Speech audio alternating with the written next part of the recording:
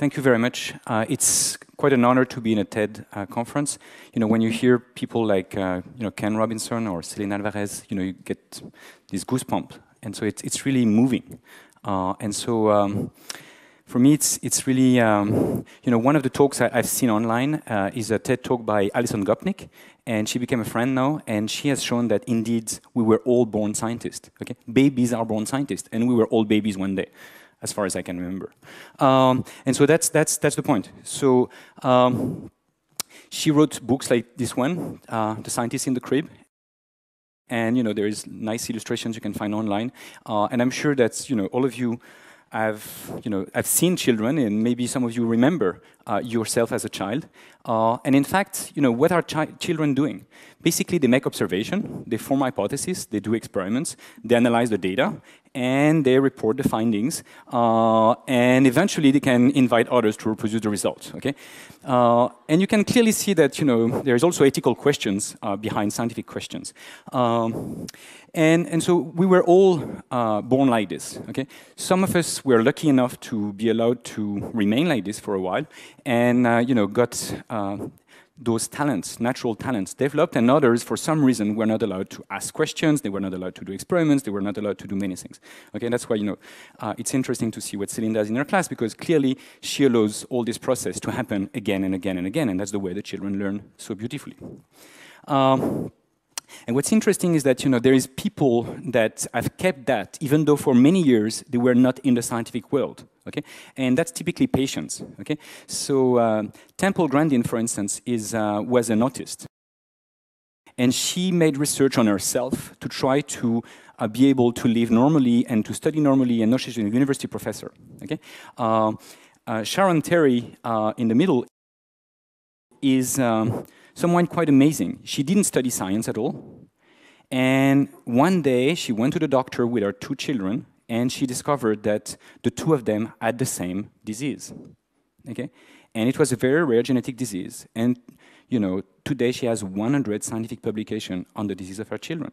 Okay, so she's been quite amazing because of this. Okay, Stephen is also a dear friend. He's currently in Paris with us.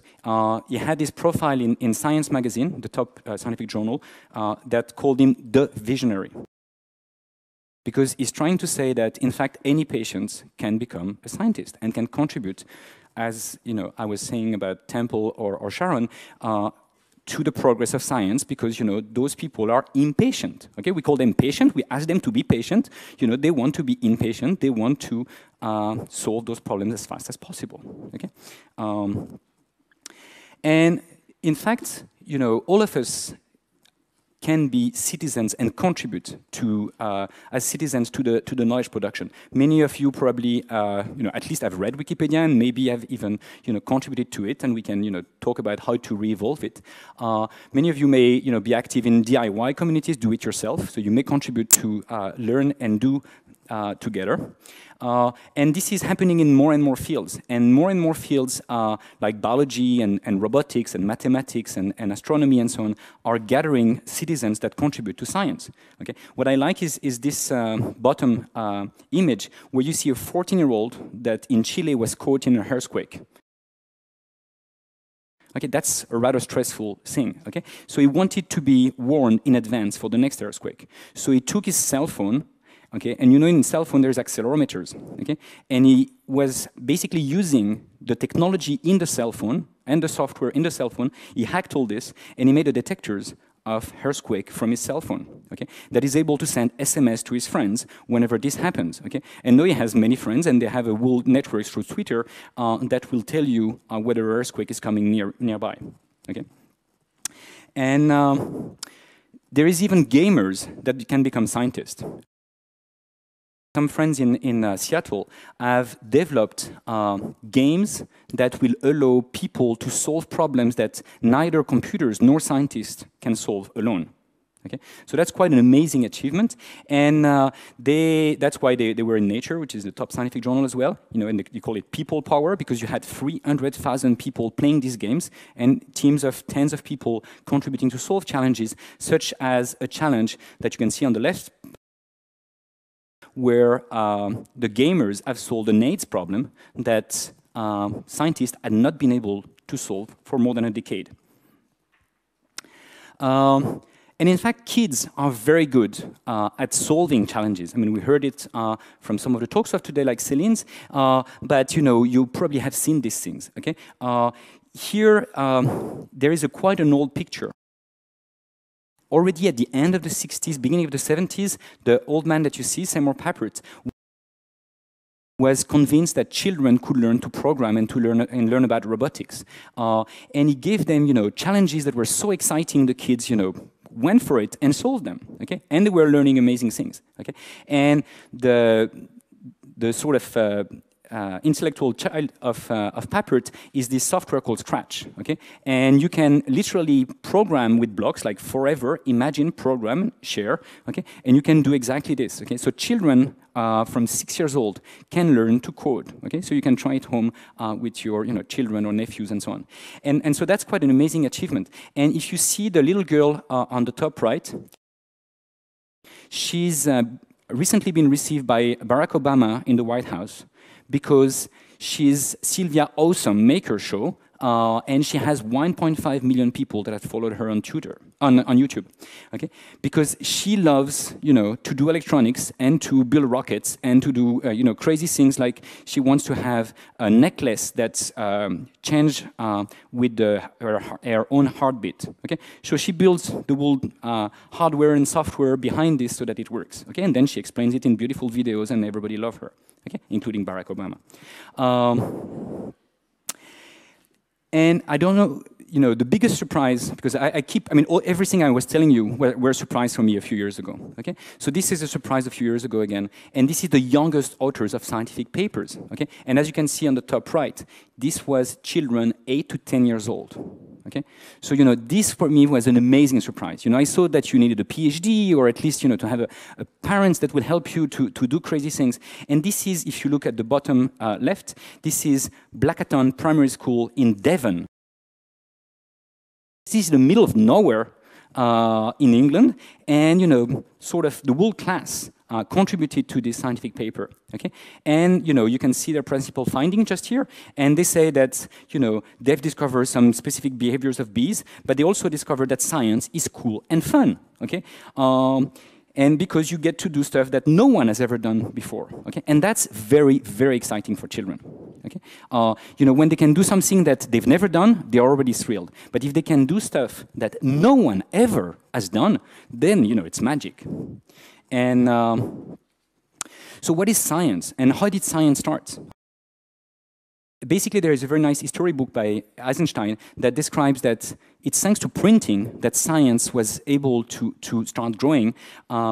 And you can see the numbers of scientific publication has grown exponentially since the beginning of the 18th century. So today there is 1 million-fold more scientific papers than 300 years ago. So clearly no one can read everything anymore, but we are currently about to reinvent the very discovery process and make it available to many more people, such as children, gamers, patients, and so on. And there is a whole book that describes this. But for me, there is another question, which is, there is basically an ocean of knowledge. Okay? The question, the volume is just amazing, millions of papers. But what about the depth of this ocean? Okay? And so how can we measure the depth? Okay? So you can do it very simply. You take any children that comes and ask you, why is the sky blue, or why is the water wet? Okay? Which is children typical questions. Apparently in England they had such a question. And what do you do with such a question? Already they are not very easy to answer. But even if you've studied, water, and then you can answer that question, they ask you why you give this answer, and then you start feeling shaky. Okay, and if you give a second answer, then they ask you another why, and basically you're dead unless you're a Nobel Prize winner, and you may survive for 4 whys, but that's basically the maximum. Okay, I know it. My children caught me in this game, even on the topics I was studying. Okay, so the depth of our knowledge is very shallow. Okay? And I think that's an important point. So in fact, it's not so complicated to reach the frontiers of the unknown. Okay? If you want to know everything, that's impossible. But if you want to reach the frontiers of the unknown and get this excitement, that's possible. And why is it possible? It's partly because the technology is transforming the world into a laboratory these days. I don't know if you realize it, but basically the NASA use a lot of computing power to go to the moon. But this is much less than any cell phone you have in your pocket. Okay? So the question you can start thinking about is, how often do you go to the moon? Okay? What is the moon you would like to conquer? Okay? So how would you go for something like this? And you can turn your cell phone into a scientific instrument. This is a cell phone that was turned into a microscope. Okay? And this is a cell phone that was transformed into a way to measure happiness globally, okay? Because they have the right app called Mappiness. Okay? This guy has invented a microscope that costs only $1. Okay? And if you want to sequence, the stuff that is in the hand here is a sequencer. It used to be nearly as big as this room. Okay? Today you can sequence a human genome for 1 million-fold less than 10 years ago, and if you wait 10 more years, it will cost 1 million-fold less again.